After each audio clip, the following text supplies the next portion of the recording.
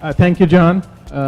Good afternoon, and I want to thank Sagia for inviting us here. The question posed in this panel was, what, if any, are the characteristics of an entrepreneurial person?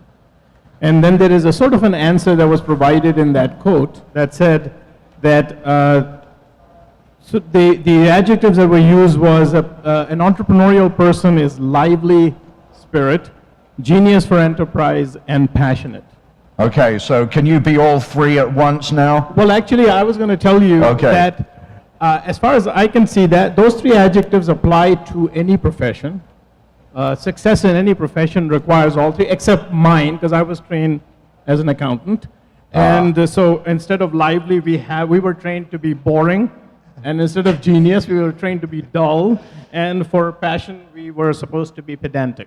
Okay. So other than my profession and economists, everybody else, you can say that in any profession, success requires you to be lively, to have a genius, and to be passionate.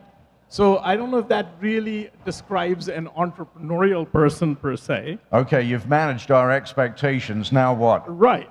So well, the other thing I wanted to point out is that this is talking about entrepreneurial person, not entrepreneurs who start new businesses. And so this morning, if you remember, the session of comment was made is what good are MBAs because they don't start new businesses. Well, at Babson, we focus on training entrepreneurial leaders, not necessarily, and some of them happen to start new businesses. So you said make 4 or 5 points. So I'd say if we were to move away from this quote and describe characteristics not as some innate properties of nature that people are born with, it sort of reminds me of my days in the graduate school on the leadership literature. And then there were all kinds of people searching for what makes a great leader. And we were looking for traits and how they were toilet trained and grew up and their relationship with their parents as an explanation for what makes a great leader. And then we finally realized that that was not a very good way to go. And we shifted our emphasis from nature to nurture. What are the behaviors that you would expect from a leader? Well, the same thing could be asked of what are the behaviors that you might expect of an entrepreneurial person. And as the chief academic officer at Babson, we say if we are to develop entrepreneurial leaders, what are the behaviors that we want to shape? And we sort of have focused on 5. The first thing we do is we say that a entrepreneurial person is very self-aware and aware of their context. They know who they are, they know what they want. So when I look at the curriculum that my faculty develops at the undergraduate or graduate level, one of my first questions is, so how are you going to make our students more self and contextually aware? How will you train them to understand who they are, what do they know, who do they know, and what is it that they want? The second thing that we try to do is make them action-oriented, because we believe an entrepreneurial person is capable of acting under conditions of extreme uncertainty to the point of unknowability. And so, for example, one thing we do is in our very first year, every freshman has to start and close down a real business. And that's just teaching them that you learn by action, you don't necessarily learn by theory. So the third thing we try to do is to make sure that they understand that opportunities are not necessarily found, they are shaped. You look at life's inbox and you look at all the things that come in that inbox and you select a few of them to shape.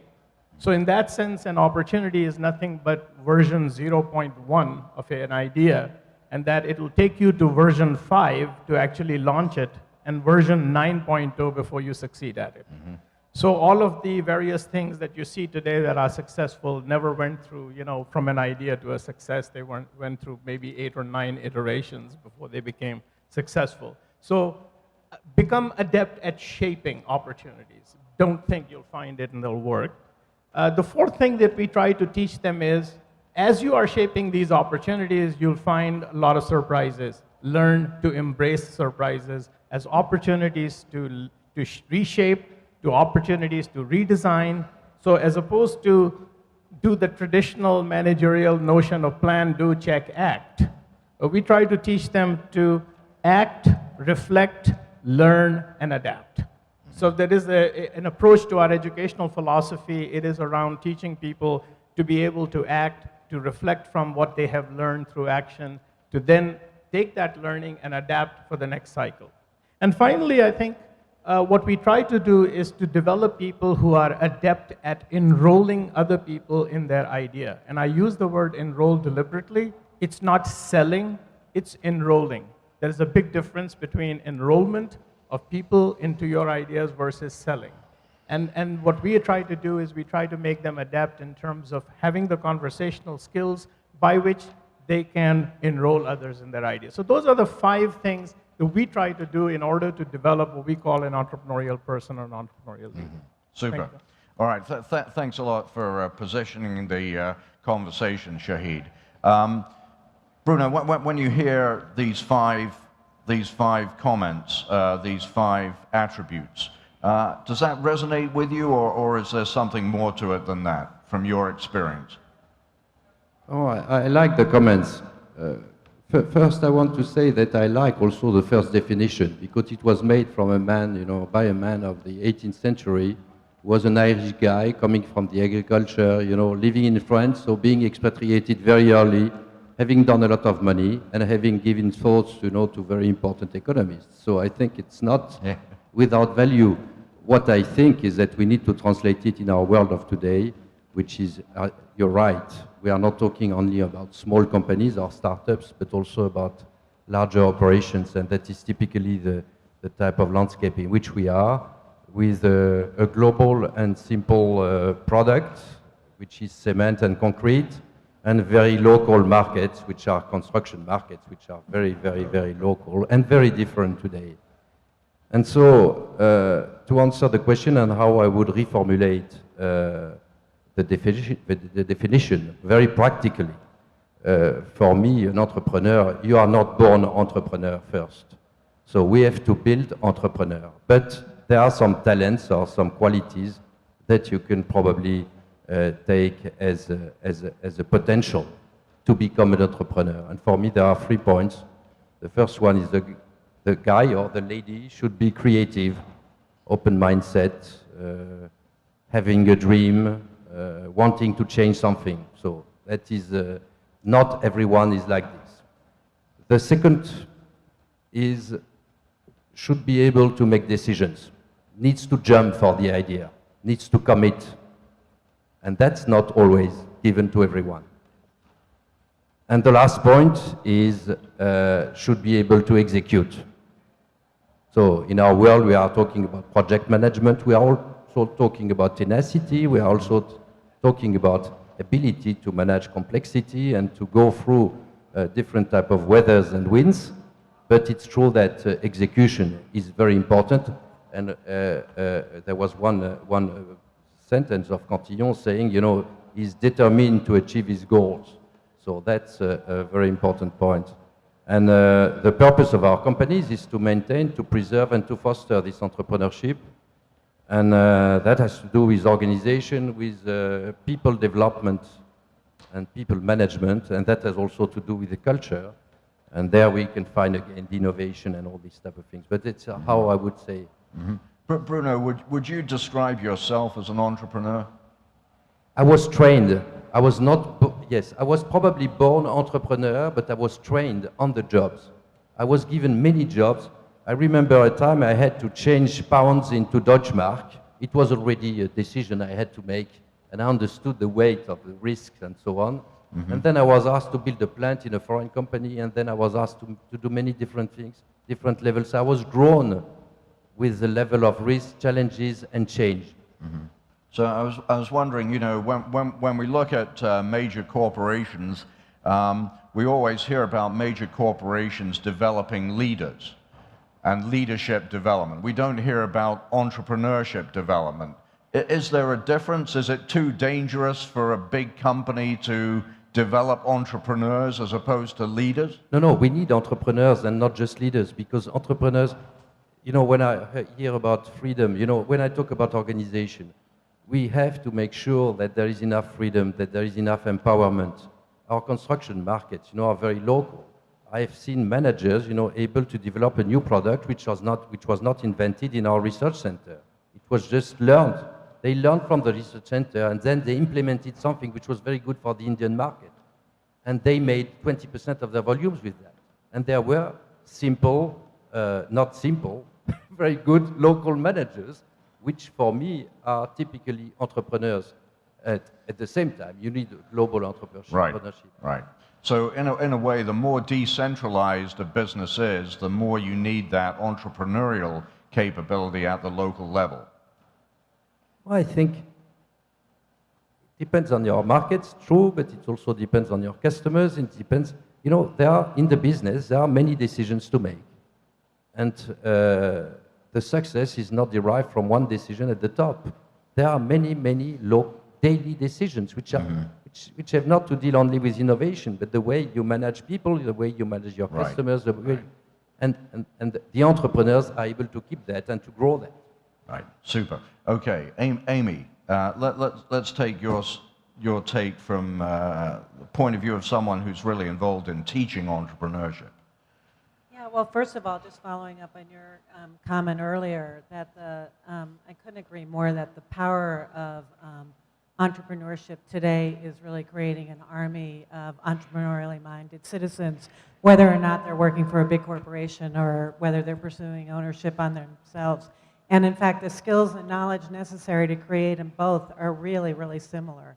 Yet we seem to, be educating young people all over the world with a lot of drill and skill and testing and not doing what I think most people in this room know that we have to do to change that. And in fact, if we could start and if I could, have a magic wand and, design the educational systems in all of our countries, we would do it really differently. How would we do it differently? Well, first of all, if we take where, my organization works with hundreds of thousands of young people from challenged communities, and these kids have natural entrepreneurial skills. I mean, they have to be street smart, they have to be resilient, they have to be non-risk adverse, all the kinds of things that you need to be an entrepreneur. And other people, J.A. and Babson,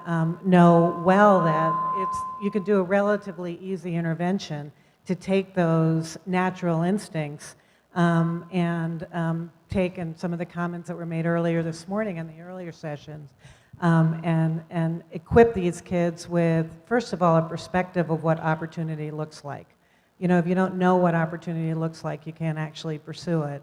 And whether you're born or whether you learn or whether you're mutated from outer space in this complicated, complex world, you can't do it if you don't have the basic skills to reason, to read, and to do some basic stuff required to think. And so, you put those ingredients together and it isn't all that complicated, yet we don't do it. Often also I'm asked, is there an appetite for this? Given the other kinds of pressures, given, lots of families who, in this uncertain world want kids to pursue things like government and more steady opportunities.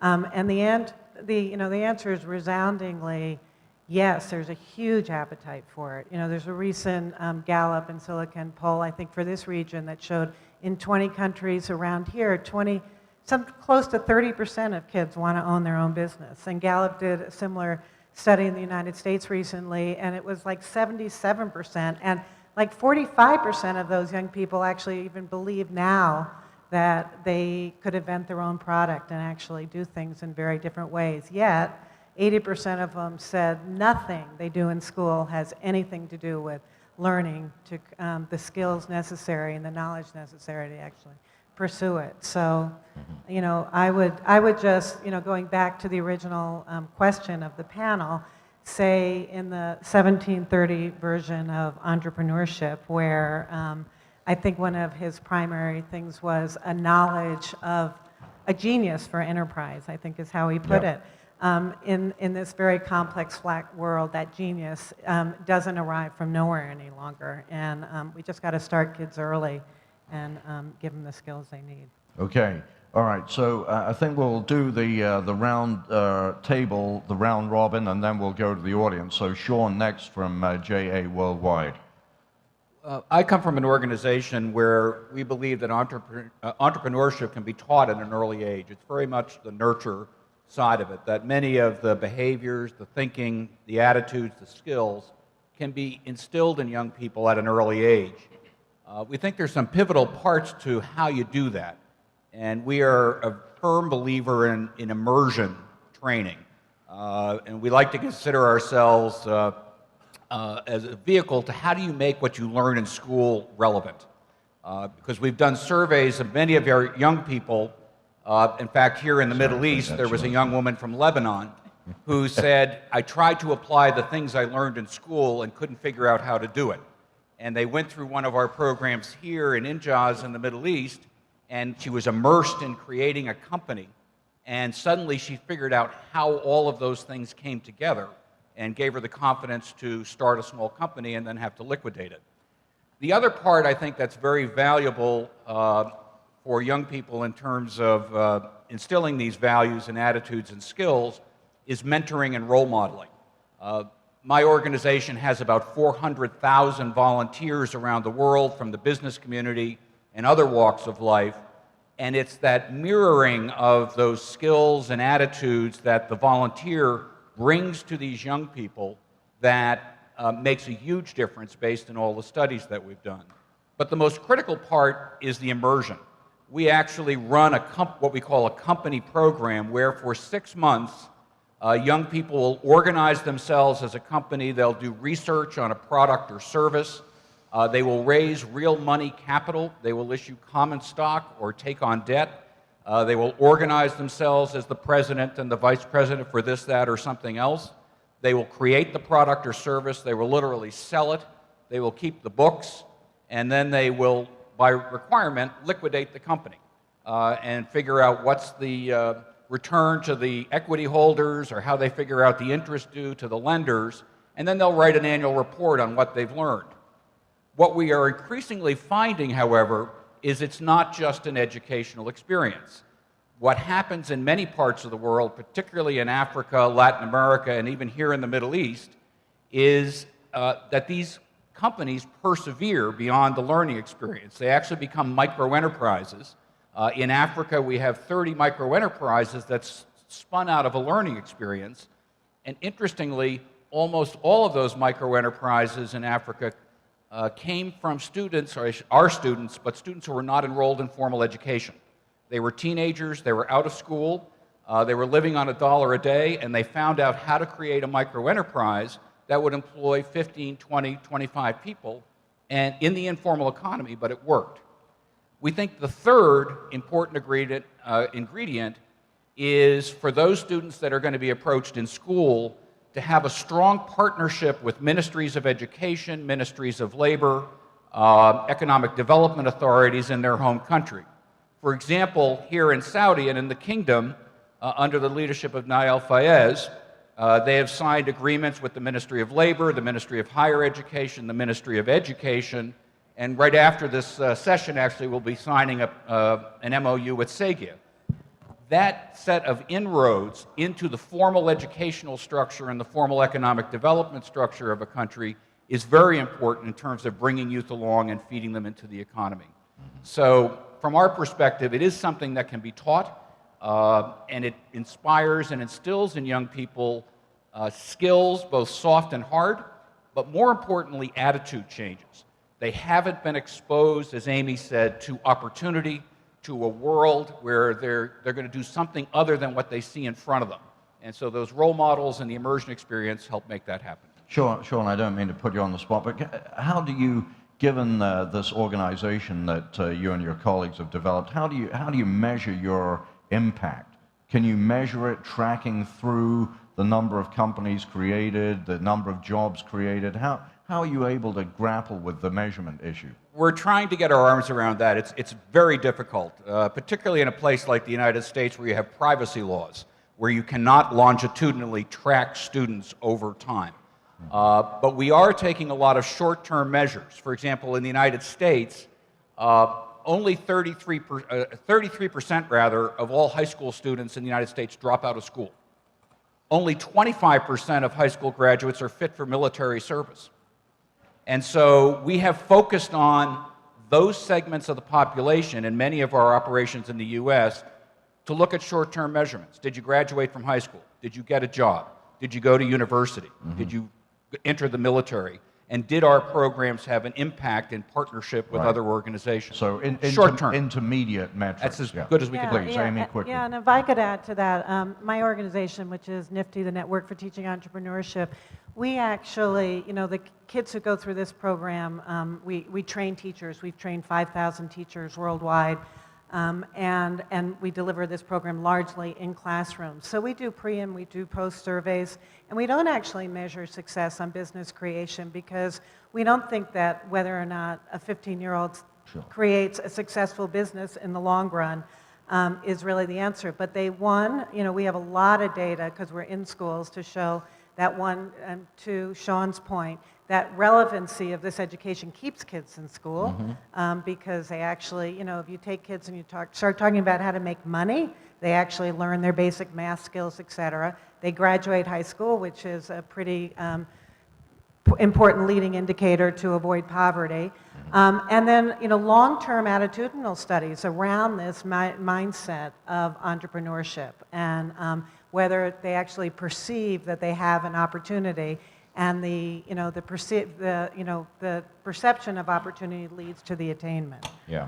So it's one of the concrete. things you often hear about in the sort of hero entrepreneur discussion is that Bill Gates dropped out of Harvard and Larry Ellison dropped out and Steve Jobs dropped out and we really They all don't, graduated. we really Let me don't just say want something. people to drop out. No, right? but they all graduated high school, and I Yeah. got to say something right now. I mean, almost 50% of kids of color in America John, often are not graduating high school. It's Quick the wrong comment. framing, John, because you have to get into Harvard to become a successful You entrepreneur. have to get in to drop out, Yes, that's for then sure. you yeah. drop out. Okay, all right.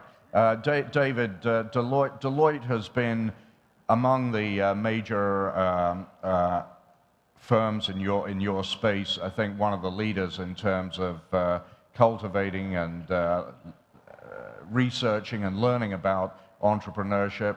You've funded a very important Center for Entrepreneurship at London Business School. How does Deloitte see its role in developing and aiding entrepreneurial capacity?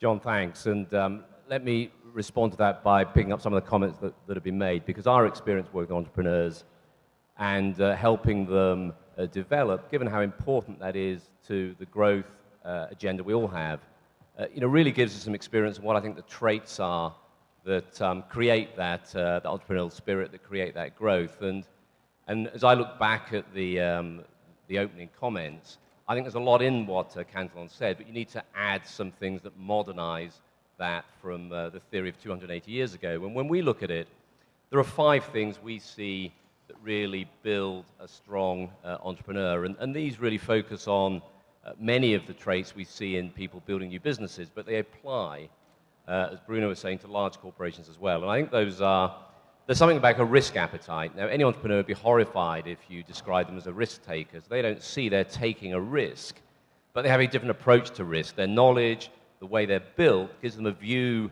that they can get to a decision very quickly on risk. And certainly for most of us in a corporate environment, we'd see them as being prepared to take a little more risk. There's definitely something about an optimism and a self-belief, a learning and a willingness to learn from their mistakes. And I remember seeing a comment from Adam Osborne, who was the inventor of the first personal computer. The most important thing you can make is a mistake. And I think entrepreneurs are very good at accepting that and learning from it. Optimism is important. We just did a survey in the UK on entrepreneurs, and even in the current environment where most of us are wary of predicting growth, 92% of them thought their revenues would grow over the next 12 months. So there's something about the self-belief. Market knowledge is very important, really not just classical research and insight, but being able to connect the dots in a different way. And again, drawing on a quote from Mike Lynch, who built up Autonomy, just sold that business for $12 billion to Hewlett-Packard. in talking about how he goes to market with new products, he famously said, when you're going to a sword fight, don't take a sword, take a gun. And I think approaching things in a different way is very important. And of course, there's an X factor. I think everyone's spoken about that X factor. You touched on it, John, in terms of some of the well-known entrepreneurs didn't graduate from college, didn't get masters. There is an X factor that drives people in terms of the way they want to operate, the way they solve problems. And there's a buzz about being an entrepreneur that is hard to put your finger on that comes through in most surveys. As we've looked at it recently, one of the things we've also focused on is what's different to 50 years or 100 years ago, and particularly to Cantillon's point. And one has to accept that there are three big differences in the way we all operate. One is speed of change. Yeah. Not just technological change, but business change. And entrepreneurs have to accept the goalposts are moving frequently. The second is, of course, illustrated by this, global. The world is far more global. And for entrepreneurs, they've got to think in that global mindset in terms of opportunity. And the third thing we hear back significantly is about barriers and complexity, legislative complexity, regulatory complexity. Definitely, if ill-informed, if ill-instituted, has the potential to start to kill some of that entrepreneurial spirit. So considering all of that in terms of traits of the environment, where we get to, though, is that it in a way comes down to the way entrepreneurs think. I think similar to the points that were made at the beginning, there is something about the way entrepreneurs think which goes beyond those traits, beyond those changes in the business environment. And just one quick quote, which is terrible given I'm an accountant myself, because there is something about entrepreneurs talking about they think with their gut, they go with their gut. And Richard Branson, many people know, famously said, never get accountants in before you start a business. Do it with your gut. And he claims he never gets accountants in. He does his business plan. And when we look at it now, with the work we've done with the Institute of Innovation Entrepreneurship, I think that point about the way entrepreneurs think is very important. And it's really that entrepreneurs don't forecast or predict the future. They really just dream the future and then believe that they can make it happen and then start a set of actions to make that happen. I think that applies whether you're talking about social enterprise, as Sean was, small startups, or frankly, as Bruno was, large organizations and creating innovation in large organizations. And that ability to dream the future and then work out how you get there, I think is a real trait of entrepreneurs. Okay, thanks. So field of dreams, if we build it, they will come kind of attitude. Okay. Finally, Jean-Pascal from Schneider Electric, a very prominent global French company. How do you see entrepreneurship, either from the perspective of someone looking at the broad marketplace in Europe and beyond, or within your own company, intrapreneurship, as it's sometimes called, within Schneider? Well, how do I view? Fundamentally, I believe that the core of our company has to be entrepreneurship. Our company has a DNA of partnership, so we work also with a lot of entrepreneurs. Would they be suppliers, partners, or would they be integrators of our technology? So entrepreneurship, I've got two very practical issues around entrepreneurship. The first thing is detecting entrepreneurs inside the company. And the second point is, how do I make it possible to have the maximum number of entrepreneurs inside the company, and making sure that this is the dominating genetics of our company. So on the first point, I would confirm a few things. I'm very practical. I don't have much time to put it into academics principle, but looking for people who are a bit good at relationship, because entrepreneurial spirit is all about creating connection. You very, very soon realize that there are people who are trying to build turf, and people who are trying to delegate a maximum of boring things outside and focus on what they want to do. People who want to achieve, execute, people who want to leave a legacy. Of course, they want to make money, but the predominating thing is about achieving something, leaving a name on something. And people who they are curious, they like collaboration, and they are very focused. You've got people who want to be generalists, and those people have a goal in life. They want to realize something. Once you've said that, you detect people, and the role of a company like ours is to enable. There is a natural trend, or there is a trend sometimes, or a cliche, to oppose corporates on startups or entrepreneurs. I think it makes no sense because a startup which achieves, which succeeds, will become a corporate ultimately. Actually, the best startups are the startups who, from the beginning, build scalability. Yeah. Or those startups will be acquired by corporates. And if I take the story of Schneider, we've doubled our size in the past 5 years. We've got 10 initiatives, 10 new business that we have created from the inside. And probably half of them will make it to be in big business of Schneider in the future. And every year we've got between 10 to 20 small to medium companies joining us. And when I look at it, we've been pretty successful at retaining the people who had founded those companies or developed the companies. And there the contract is execute your dream, develop your dream, but do it on a larger scale, on a better scale, over 160 countries. So that's so how do we try to retain, develop more entrepreneurs in our company? At the end of the day, we could speak about we have a venture capital fund so that we are in permanent friction and interaction with startups. We have an organization which incubates the dream of employees and leads them to create their own company. 100 a year, that's one of the ways. But I believe at the end of the day, it's about leadership. Can I just ask you one thing, and that is you mentioned a number of companies you've acquired that were started up by entrepreneurs. After you acquire them, do you typically find that the founders stay with you, continuing to run those businesses, or after a transition period, do they find, well, they're not really so comfortable in the big company scenario, so they want to go off and start something else from scratch? In other words, can you absorb entrepreneurs into a large corporation? Well, this is what I was trying to express. I mean, some of them leave, but the vast majority stay and develop. I actually have on my executive committee people who were the founders and developers of small and medium companies. After 5 to 10 years of learning the way to handle a company like ours, which is $28 billion turnover company on 120,000 people in 100 countries, then they can deploy their dream on a much larger scale. Right. Now, and I would say my job in a company like ours, you would have you have several populations. You have people who are more bureaucrats. They like the processes. They like well-organized things. They like the cost cutting and those kind of things. And you've got a population of entrepreneurs, people that you send into faraway geographies. You launch them into new business. My job is really to make sure that the later population is not dominated by the former population. Yeah, right. And make sure that they actually are the dominating DNA of the company. And if I look at our recent history, growth, new activities, I think we are still on the safe side of the equation. We have more entrepreneurs than bureaucrats. Great. All right. So we've done the round table. So let me start off by just asking for a show of hands, if I might. Who in the audience here considers themselves an entrepreneur? We must have some entrepreneurs here somewhere or other.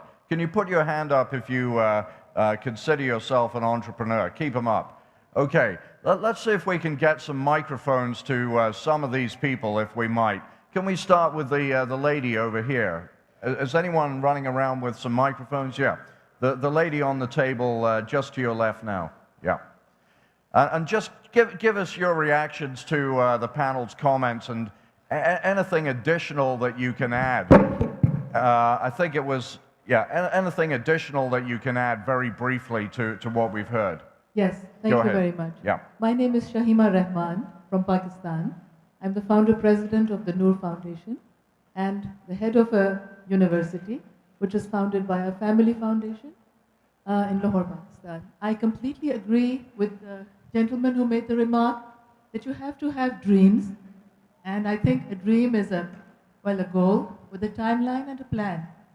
And personally, in the last 10 years, I've been successful by God's grace, alhamdulillah, to set up with a hospital, a college of medicine, a college of dentistry, a college of nursing, and an institute of allied health sciences, teaching all bachelor's programs, doctors, dentists, nurses, as well as a community outreach program which goes into primary medicine and primary healthcare and primary education. And So what do you think were the two key characteristics or traits that enabled you to be successful? the two characteristics, excuse Yeah, me. two top characteristics that enabled you to succeed. Well, firstly, to aim high, Yeah. keep on moving, determination, never give up. Yeah. Failures lead to success as well. You learn from your failures, key learnings, and I believe you have to continually learn. I heard in the morning plenary session, I believe we learn from the educated and from the less educated, and perhaps sometimes from the illiterate. And you learn, you perfect yourself, you bring in your global best practices into being local and adapt them and make some of your own to them. Okay, yeah, I think that was a great point that Anna Dutra made in the morning session, to be open-minded to learn from anywhere, any source, not necessarily institutionally validated or, as it were, educated sources. Let's go to the gentleman here in the first table. I think you had your hand up earlier, right? Can we just get a microphone over here quickly? Thank you. Hi, I'm David Monroe. I both have a financial consultancy that I put together over the years, and I also run a small restaurant in Luxor, Egypt. And I don't know, you attempt to bottle what has to go into becoming an entrepreneur. I think ability, and a number of speakers have mentioned this, ability to change with changing circumstances is extremely important. Okay. Because So adaptability. adaptability, and flexibility. Anything else? In your I think running a small business and coming up with the idea and making it into a business and carrying it off involves some different sets of skills. One very important thing to make a business work is to motivate your staff, to assure them and to make them comfortable with the notion that you're a good boss, that you're interested in them, that their efforts are appreciated, and that they have a stake in the business. That's very important. And I think whether it's consulting or whether it's a good hamburger, at the end of the day, the product is extremely important. Okay, I always thought consulting was a good hamburger. That's what I was taught. Okay, let's go to the gentleman on the back there, if we could get a mic there, please. Quickly. Yes, I'm a Babson alumni, and I'm proud to be so. I started a company that sells jewelry to children newborn, and a brand that right now it's one of the largest retail chains in the luxury market in Saudi Arabia, and I'm really proud of it. It's called Baby Fitehi, so that's a free marketing for anyone to go to my shop. Are you giving coupons out to everybody as well? We'll talk. All right. So what My about question is- what about the character? Yeah. We're on the characteristics Yes. of what makes a good entrepreneur. The reason I mentioned the two aspects, that there is a skills associated with an entrepreneur and capabilities. We've all heard about the drive, the desire, the convention, and that is an absolute and a passion. That is imperative for any entrepreneur. However, there is this extra skill that Babson had taught me, is the ability to change the status quo, to challenge the status quo, to be on your toes, to have this, to be always on the edge of chaos. It's not a chaotic or a stagnant system, but rather you always think out of the box and think of the negatives as positives. This notion is a skill, and always it is always. I always remember this when I fail, and then if you can't do it the first time, try again. There is something wrong with my ability to view the problem in all angles, and if this is a skill that must be taught to every entrepreneur, because the repetition of Malcolm Gladwell in his book Outliers, it's important to understand this repetition and learning process, along with the ability to think out of the box, is probably the most imperative skill. Let me ask Sean and Amy to comment on that from their educational perspective. mean, you raise a great point on challenging the status quo. One of the things that we have found among our students around the world, but particularly here in the Middle East, is this fear of failure and the stigmatization that goes with that.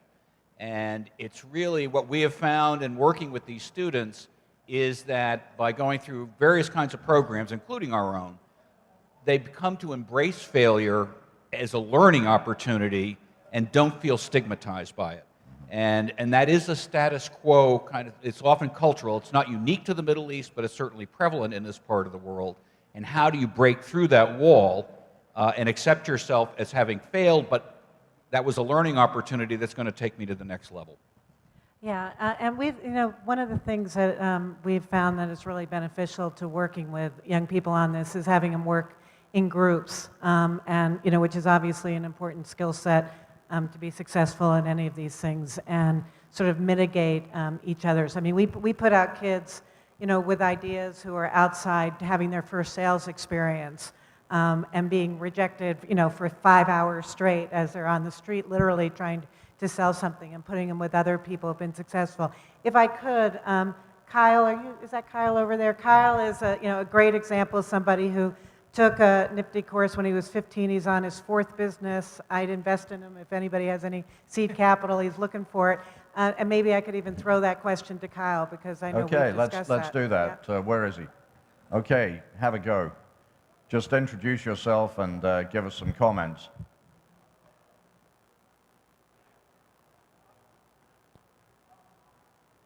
Can we have a real microphone instead of a look-alike? Someone get another microphone there. Hi, everyone. My name's Kyle. Like Amy said, I participated in Nifty when I was 15. Currently, I'm a senior at Stanford, working on my 4th startup. One thing that was really interesting in this discussion was the relationship of education when it comes to entrepreneurship. And I think when you view college and you view your college experience, you shouldn't think that right when you leave college, you're going to have the skill set to be a great entrepreneur. But I think the way that you should kind of view your educational experience, especially in academia, is the fact that you will develop a much better perspective about the world. I think I did not need to go to college to be an entrepreneur. I had a vision, I had my own opinions, I had my own skill sets. But what I've developed since college is the magnitude of this vision, of this skill set, and of these opinions have grown a lot. So I think, yes, entrepreneurship can be taught. However, you shouldn't view your college experience as the end-all, be-all in terms of becoming an entrepreneur. Are you planning to drop out? Well, I'm 6 months away from graduating, Okay. so hopefully Perfect timing. not. Perfect timing. Okay. Let's take the gentleman down the front here, if we could. Can we get the mic over here? Who else in the room identified themselves as an entrepreneur? Okay, we'll go to you at the back after this gentleman here. Go ahead. Yeah, hello. My name is Jawad. I recall 3 years ago, I was here at the GCF on a program called Saudi Fast Growth 100. And one of the companies I founded was ranked #1 at that time. And I tell you, today, I work for a corporate with Jean-Pascal Tricois, and there is absolutely no difference between my 10 years of entrepreneurial and working in a corporate, as long as the corporate is broken down into smaller pieces of an entrepreneurship. Now, it's all about a mindset of the individual and not the rest of the group. Rules can be bent, but not broken. Thank you. Okay, thank you. Let's go to the gentleman at the back, if you can get the microphone over there, please. And then is there someone on this side who wanted to make a comment? Yes, sir. Right, we'll come back there in a minute. Yeah. Please, go ahead.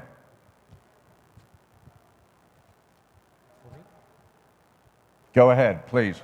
Sorry. We're waiting.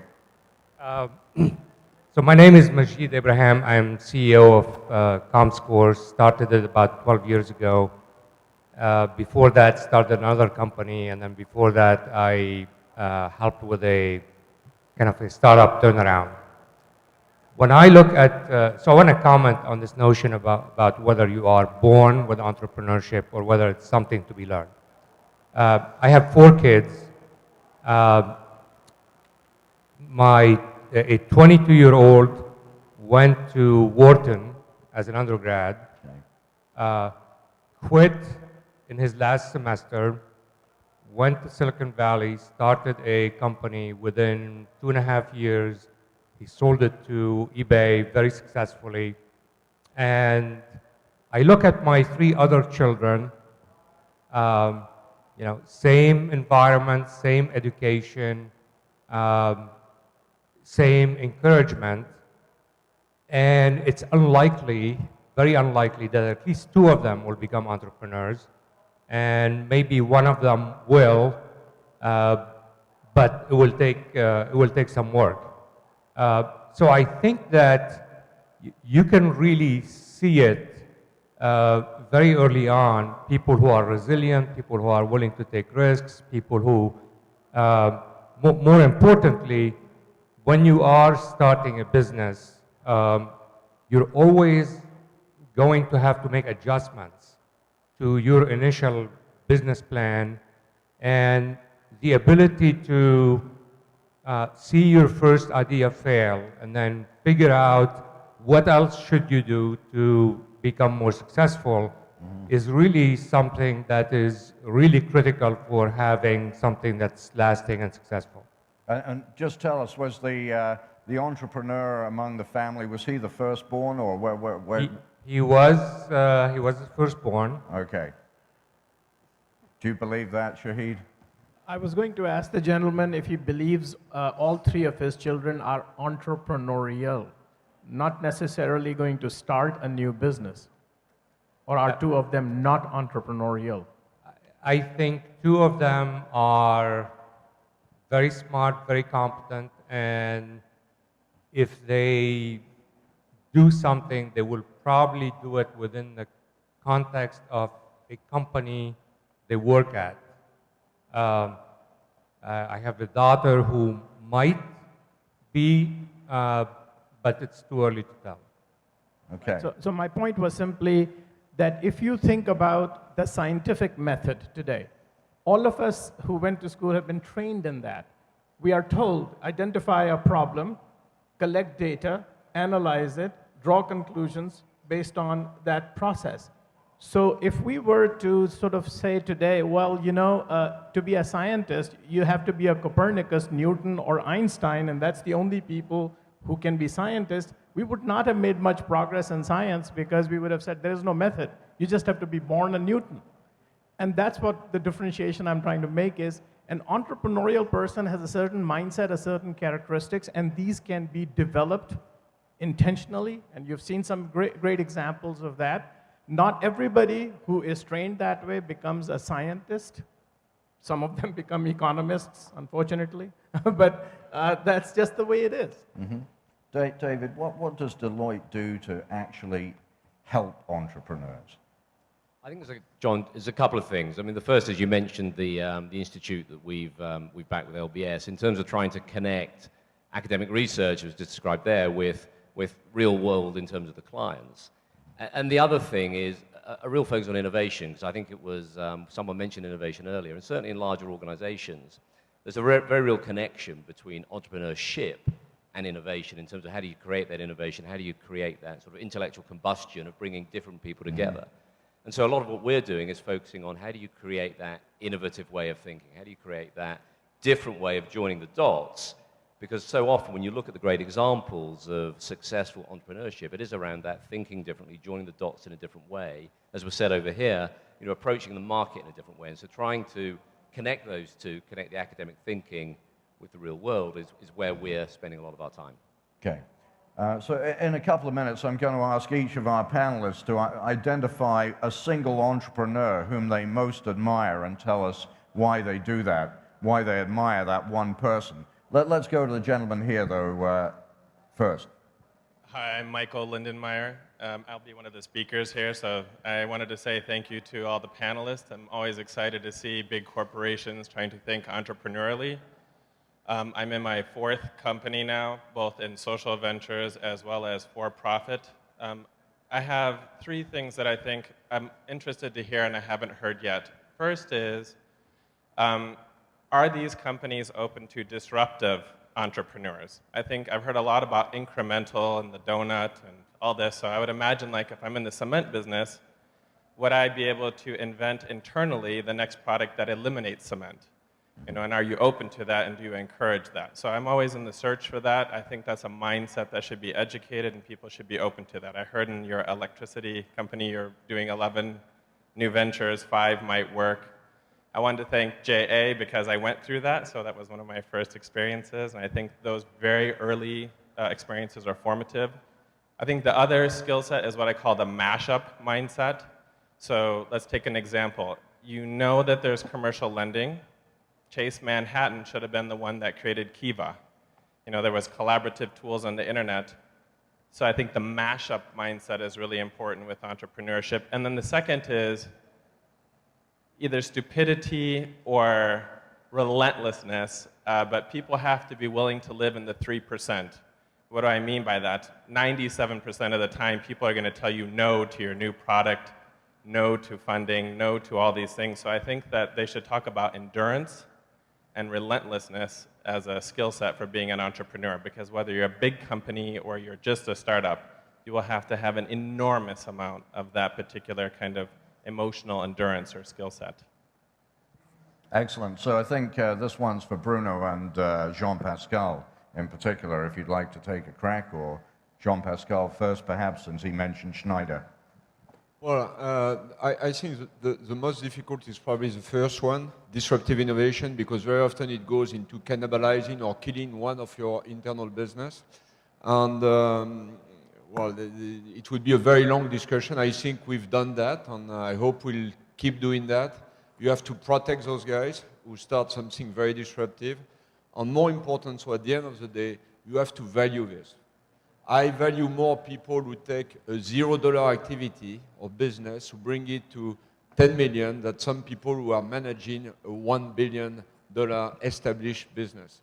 And making of those people heroes in the middle, with a statue in the middle of the village, and posing them examples, on putting them, people who take difficult challenges, they can be geographical challenges, developing a new place, developing a new business, have probably in the future more value for our company. And this is the people that we have to push. So then we could speak about many things, but I think valuing people, giving them the recognition, and giving them more authority in the future is something very important. Okay, now a pretty challenging question, the guy who invents the end of cement. Yes, no, that's a very good idea. Unfortunately, it has not gone through in the last 200 years. No, what's very interesting, because I will come to the point, and we are very, very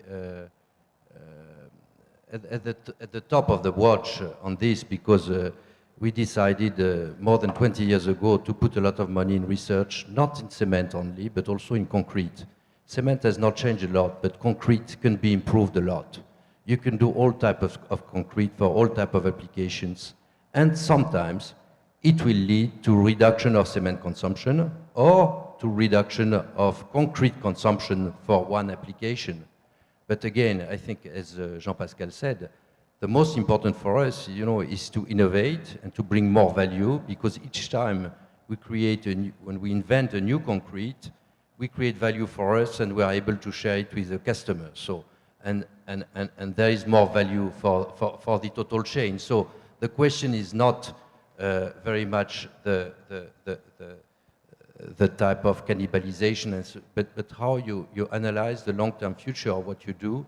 And anyway, if you don't do it yourself as a leader, it will be done by somebody else. Yeah. And by the way, cement and concrete are becoming the unbeatable, components of sustainable construction. Right, absolutely. And just to give a bit of plug to Lafarge, for many years you've had a very creative and leading edge partnership with WWF, for example, on sustainability. It's true. We like to be challenged, and we like also to challenge. We have interesting partnerships in China, which is a very competitive place, where we try to bring to the market not only new products, but also attitudes, behaviors, which make competition also tougher for everyone. And I think it's part of the game, and it's part of entrepreneurship. It's why we are still at the lead in our sector. Okay. So, Sean, let's start with you. We're going to go round the table and just get your, most admired entrepreneur and why. I think there are a lot of obvious choices. You can say the Bill Gates and the Steve Jobs or all kinds of different people. For me, I think success is measured by the distance you've traveled to get to a particular point. And the entrepreneur that I actually most admire is a young man by the name of Stephen in the Kibera slum in Nairobi. He's 24 years old. There were 25 people in his graduating primary school class. 24 of them are dead, either to disease or violence. He went through one of our programs and founded a little jewelry company that has sales of about $4,000 or $5,000. They also make recycle plastic bottles to create wristbands on which they will type things like Manchester United or various things, and have found external markets outside of Africa to sell these things. He's also a serial entrepreneur because in addition to this little jewelry company that has turnover of about 5,000 US dollars, he has started now a little dance company for young women in the slum where they can go after school and learn to dance and stay out of trouble. Not a lot of money to be made, but as an entrepreneur who's made a difference in his life and the lives of 30 other people in that slum, he's a hero. Okay, nice. Thanks, Jean-Pascal. Well, there are many entrepreneurs that I work with in the company, my customers, partners that I revere a lot. But to answer your question, I would single Professor Mohamed Yunus from Bangladesh. Mohamed Yunus. Because, well, he's from Grameen. Because he's developed a whole ecosystem of entrepreneurship at what is called the bottom of pyramid. And it happens we've been working with him in bringing energy to a fraction of the 1.3 billion people on Earth who don't have access to electricity. And it pushes the edge on every front. Business model, which has to be adapted to the communities we serve. Innovation, because we use top materials, top innovation to resolve this issue. And on cost. Relentless, cutting down the cost everywhere.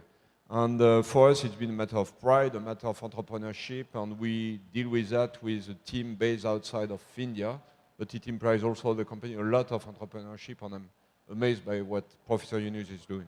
Okay. Amy? Wow, those that know me know I don't usually agree with people, but these guys got my first two.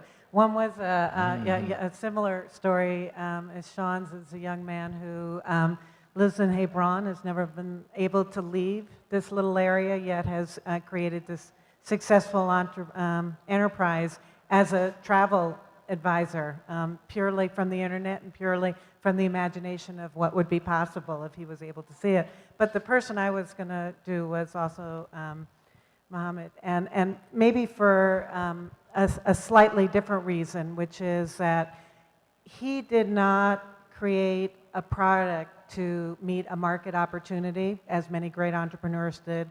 He actually saw a need and created the market around that need, and then, clearly through the same reasons that were just expressed, because, the genius of his vision, the genius of pushing the envelope every single, it has just changed the world in a really fundamental way. Okay, good. So since I started with a theme that there are entrepreneurs of all kinds, it's sort of hard to select one person because, again, as Sean said, if you were thinking of those who have started new businesses, you might have the usual suspects of Gates and Jobs and so forth. But in the keeping with the theme of entrepreneurs of all kinds, the one that I find very admirable is a lady by the name of Megawati in Indonesia. And what she has done is she is out electrifying, providing electricity to villages that are essentially all in very high rebel areas. And many of these, and so this is something that she's doing at the risk of her life. And what she actually was able to do was enroll some of these rebels into literally turning swords into plowshares by asking them to say, the same technology that you use to make your guns can be used to make turbines. Why don't you help me make some turbines so I can electrify more villages? So I think that's the notion of an entrepreneurial person who can shape an opportunity as they see it, move forward with it, and make a lot out of what you have in place. Okay, I really just want, I'm not sure if that's quite social entrepreneurship, but it certainly is speaking to the integration of making profit with solving a societal problem, right? Yeah, the motivation was not to make profit. The motivation was to make social change, but it isn't bad if you can do well by doing good. All right, David, thank you. John, I'm going to pick one in the business world and really go to some of the earlier comments around, can you maintain entrepreneurship in large organizations? So one person I'll pick is Martin Sorrell. Martin Sorrell runs WPP, but of course many people will know that was a startup, but in mid-career. He wasn't someone who left school and did a startup. He was in a classic business world, mid-career, started up a new business, and I think has continued to lead it despite the complexities of running a global company in a very entrepreneurial way, leading that industry. Okay. Thanks very much. Since I've been on the board of that company for 24 years, I'm delighted to hear you endorse it. Thank you. Yes, go ahead, Bruno. So I will not repeat all those good examples. I'll just give one. Very often in our companies, we are creating jobs, and sometimes we are reducing the number of people. And what we try more and more is to help people to create their job and to create their company. And we have a fantastic example in Jordan where 800 people, have created 800 companies and altogether around 2,000 jobs.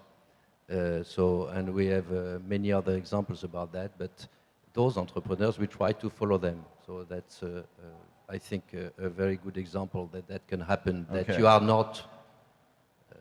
So I think the power of the comments is that there are millions of entrepreneurs who are unsung.